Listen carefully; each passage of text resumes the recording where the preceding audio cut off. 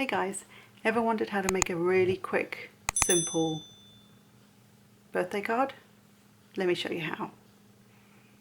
So to start with, I have some markers. I have a Sharpie marker. I just went through my stash, and I have some big market markers. Now I just grabbed colours that worked with this. I then have a card base that is 8.5 by 5.5, and we're going to score it at 4.25. Don't mind my cat coming in. And then I have a piece that, this is just white cardstock. It is 4 by 5.25. These two pieces I cut using the Spellbinders scalloped large and small and the circle dies that I've had forever. So I just found a circle that would fit my stamp, and then I found a scallop that would be just a little bit bigger, so you've got just a slight scallop around the edge, and that's what I went with. And the card base is the same colour as this, and this is the same white cardstock that I've used. And then I also have, I dragged out, again a shop mustache, dragged out a Cuttlebug folder which is from ages ago called Seeing Spots, and I've already run it through my machine. So whatever the sandwich is that you need for that, just work with your machine. And this one measures 5.25, yeah, by I think it's about 2.5, and then I just embossed it just for some texture in the background. And then the stamp set we're using is the Simon Says. This is the September 22 card kit, and I'm going to use this large sentiment stamp because I just love it, and then this little cupcake, and we're going to get to colouring that in again very, very simply. So I'll just get that out of the way. So if we start with the stamping and colouring, so I was going to use VersaFine, but you can't use VersaFine with alcohol inks. So if I just zoom you in, that'll do. So I'm going to use Memento. This is a great ink for alcohol markers. There's lots of brands on the market now for your, you know, for all the different markers and things that we've got now, because there's so many. At one point this was the only one you could get, really. So hopefully I've inked that up enough, and I'm just going to stamp it. In fact, I'm going to make sure I've got enough ink on there, just because I've not used the stamp before.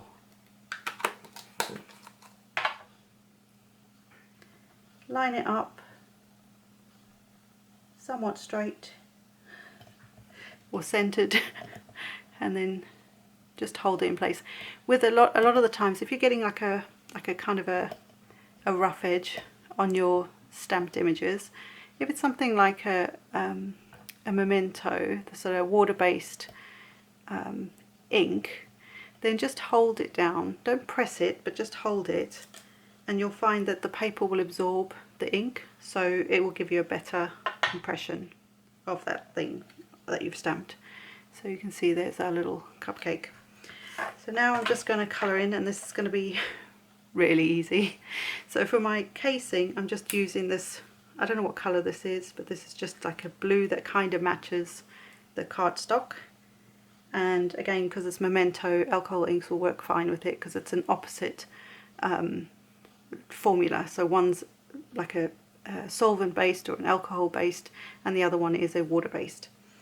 So just colouring this in. Very easy.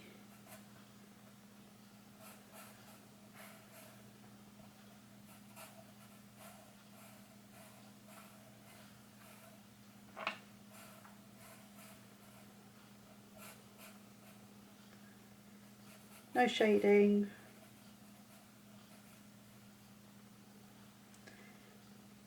Just good old-fashioned colouring in. Oh, one bit I did forget was the cake itself, so I'll just grab a marker. I happen to have a marker stash here from my from my Halloween crafting, so I'm just going to make this a chocolate cake.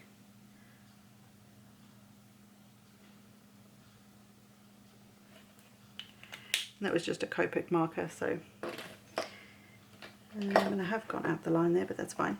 So for the frosting, because there's a lot of little, I suppose like hundreds and thousands kind of things on there, I'm going to do the whole of all of it in the lighter shade and then just go over with the darker one onto those other colours. That way you don't have to fuss too much around each of these little dots.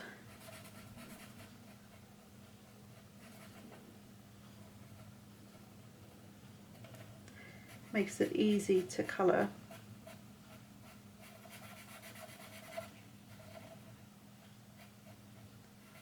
And saves time.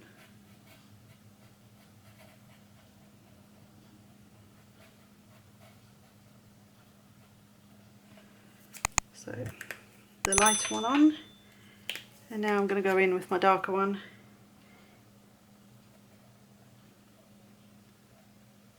And because it's the same formula again, so it's alcohol ink, it should be okay.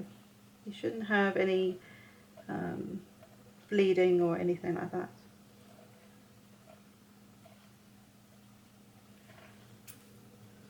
How easy was that? Simple, simple. Right, so now I'm going to, I think I'm going to get my card bit. I'm going to leave that just to dry a little bit.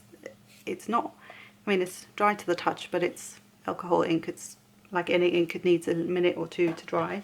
So I think we'll get the card base ready. So I'm going to score this at 4 1/4. And I'm just using a score buddy. You can use whatever scoring tool you've got. I actually really love the score buddy. I'd like to get the bigger one, but I haven't got that far. So just scoring and folding that in half.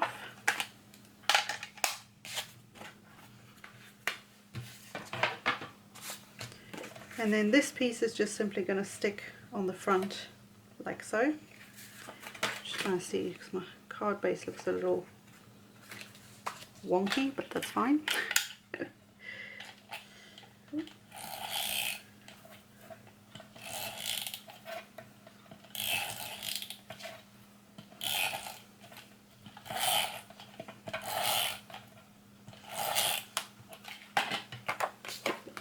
So just getting that on there.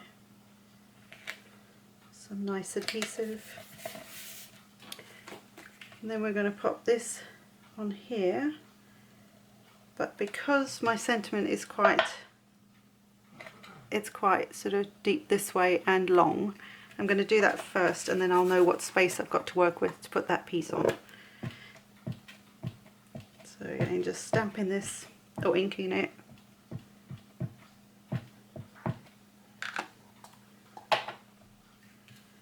And then stamping this down, this corner. I think I need more ink on there. Like I say, these are brand new stamps and I've not used them yet, so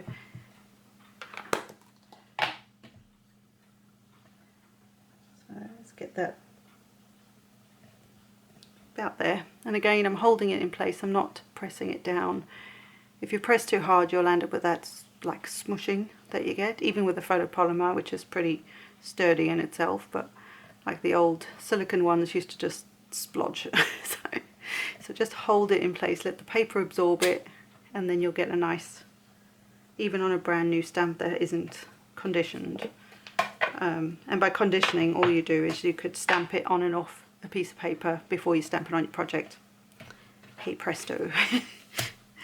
So it's going to get adhesive now on this piece.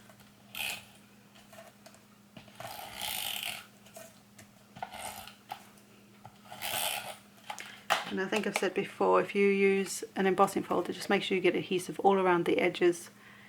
Just helps it stay in place. So now what I want to do is I want a gap at the top, but I also want to even that out so it's not so I don't want it that far down. I had more room than I realised, so that's quite good. and just get that in place. Also with an embossing folder, if you can see, that's slightly smaller. So what I would do is rather have a slightly, even if it's like 1/8 of an inch, slightly longer than the piece you want. And then that way when you emboss, because it's embossing and pressing that card in, it's kind of like it shrinks the paper because it's raising some of that parts of the paper. So it kind of makes it a little shorter.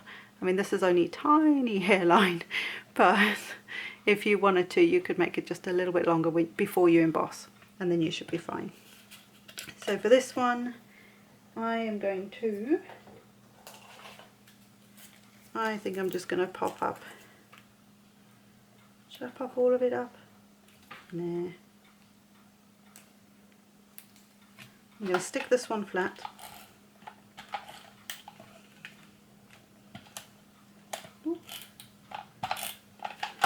If it will let me, to my circle. Like so.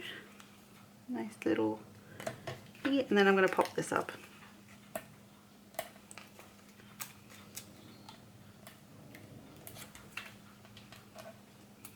But how easy is that? And I struggle with easy cards and simple cards. So this is kind of a big deal for me. And then this guy is just going to sit slightly off on this side. Oops.